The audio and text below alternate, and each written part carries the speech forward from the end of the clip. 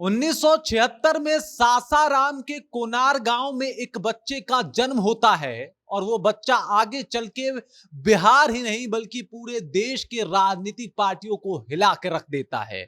वो लड़का नरेंद्र मोदी को प्रधानमंत्री बना देता है।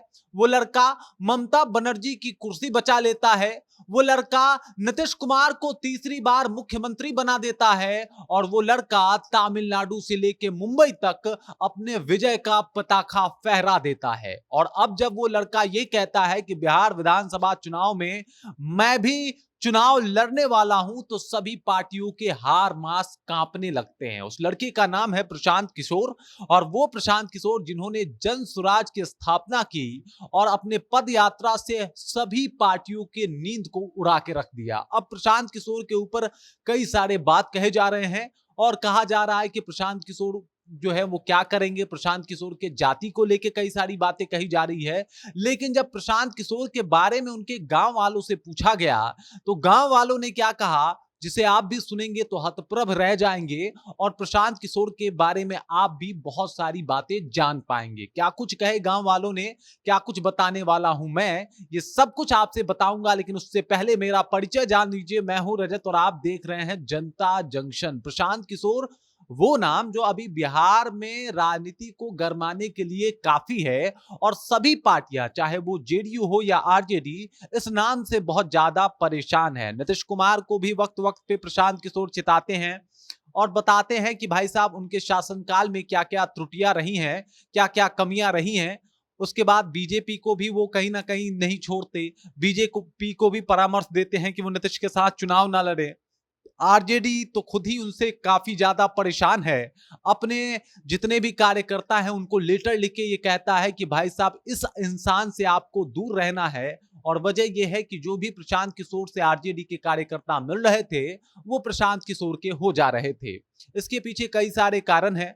प्रशांत किशोर जिस तरीके के मुद्दे लेके लोगों के बीच में जा रहे हैं वो भी काबिले तारीफ है। और इसी बीच आज तक के संवाददाता जो है उनके गांव कुनार पहुंचते हैं और उनके बारे में जानकारी इकट्ठा करने के जुगत में जुट जाते हैं।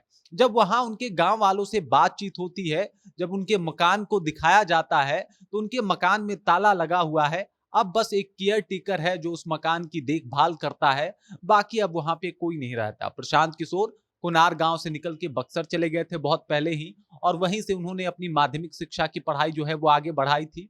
लेकिन अब उनका गांव जो है बिल्कुल उनके घर में कोई नहीं है। उनका गांव जो है उनके साथ है लेकिन घर में कोई नहीं रहता, बस एक केयर टेकर रहता है। जब गांव वालों से पूछा गया प्रशांत किशोर के बारे में कि प्रशांत किशोर आपको कैसे लगते हैं, तब एक गांव वाला व्यक्ति बोल उठा कि प्रशांत किशोर का इस गांव में आपको कोई भी विरोधी नहीं दिखेगा क्योंकि उनके पिता और वो इस गांव से बहुत ज्यादा हमेशा जुड़े रहे। जब भी हम कभी जाते थे उनके पिता डॉक्टर थे और इलाज के लिए जब भी हम जाते थे तो वो ये सुन लेते थे कि अगर कोई कोनार से आया है तो उसके लिए वो हमेशा से तत्परता से खड़े हो जाते थे। उसका फीस वापस हो जाता था और दवाइयों पे भी बहुत ज्यादा छूट दिलवाते थे। ये बात तब की है जब प्रशांत किशोर मुख्यमंत्री बनने के दावेदार नहीं थे। ये बात तब की है जब प्रशांत किशोर ने यह दावा नहीं किया था कि वो चुनाव लड़ने वाले हैं। और ये बात तब की है जब प्रशांत किशोर तो अभी मात्र पढ़ाई कर रहे थे। तब से उनके पिता जो है वो अपने गांव के लिए समर्पित थे। उनका एजेंडा ये नहीं था कि भाई हेल्प करके मदद करके लोगों को कहीं ना कहीं रिझाना है और फिर बाद में चुनाव में आ जाना है जैसे बाकी के लोग आजकल कर रहे हैं। बिल्कुल नहीं था। उनका बस सेवा भाव था और वो निस्वार्थ भाव से सेवा जो है वो कर रहे थे।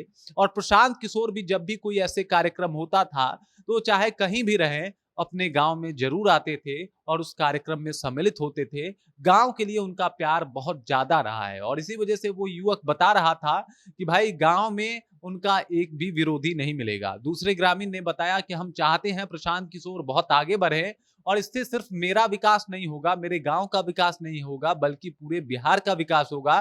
क्योंकि जिस तरीके का काम प्रशांत किशोर करते हैं वो वाकई काबिले तारीफ है। उसके बाद तीसरे लोग से पूछा गया कि भाई आप प्रशांत किशोर के बारे में क्या सोचते हैं, तो उन्होंने भी प्रशांत किशोर के बारे में और उनके तारीफों में कसीदे पढ़ना शुरू कर दिया। मतलब यह है कि प्रशांत किशोर के गांव में प्रशांत किशोर की अगर विरोधियों की संख्या देखी जाए तो शायद ज्यादा नहीं है, और अगर होंगे भी तो वो कैमरे के सामने नहीं आए, उनकी चर्चा हम क्यों करें। लेकिन जो आए उन्होंने सिर्फ और सिर्फ प्रशांत किशोर की तारीफें की, प्रशांत किशोर के तारीफ में कसीदे पढ़े और बताया कि अगर प्रशांत किशोर बिहार को लीड करते हैं तो सिर्फ इससे एक गांव का भला नहीं होगा बल्कि पूरे बिहार का भला होगा, क्योंकि उनकी छवि ही कुछ ऐसी है, क्योंकि वो कुछ काम ही ऐसा करते हैं।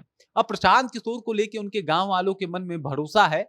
हालांकि प्रशांत किशोर अब अपने गांव बड़े कम जाते हैं, जा ही नहीं पाते, 2 साल से तो वो अपनी यात्रा में ही व्यस्त हैं और इन दिनों वो अपने गांव में भी नहीं जा पाए हैं। लेकिन फिर भी गांव वालों का प्रशांत किशोर के ऊपर बहुत ज्यादा भरोसा है, और गांव वाले जो है अगर उनसे आप बात कीजिएगा तो वो प्रशांत किशोर के तारीफ में कसीदे पढ़ रहे हैं, लगातार प्रशांत किशोर की तारीफें कर रहे हैं। अब प्रशांत किशोर अपने दावे से, अपने मुद्दों से पूरे बिहार की राजनीति को और जितनी भी राजनीतिक पार्टियां हैं वो सबको हिला के रखे हैं, और सब लोग ये मान रहे हैं कि जिस तर्ज पे प्रशांत किशोर चुनाव लड़ रहे हैं वो सबसे अलग है। आज तक इस तर्ज पे बिहार में चुनाव नहीं हुआ था, इन मुद्दों को लेके बिहार में चुनाव नहीं हुआ था, और जिस तरीके से वो जनता से मिल रहे हैं इस तरीके से मिल के किसी ने चुनावी घोषणा तो बिल्कुल भी नहीं की थी।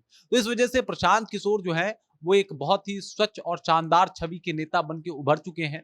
बाकी आपको क्या लगता है प्रशांत किशोर के बारे में? आप क्या सोचते हैं प्रशांत किशोर के बारे में? आप कमेंट कीजिए और अपना विचार हम तक पहुंचा दीजिए। बाकी आप देख रहे हैं जनता जंक्शन और मेरा नाम रजत है।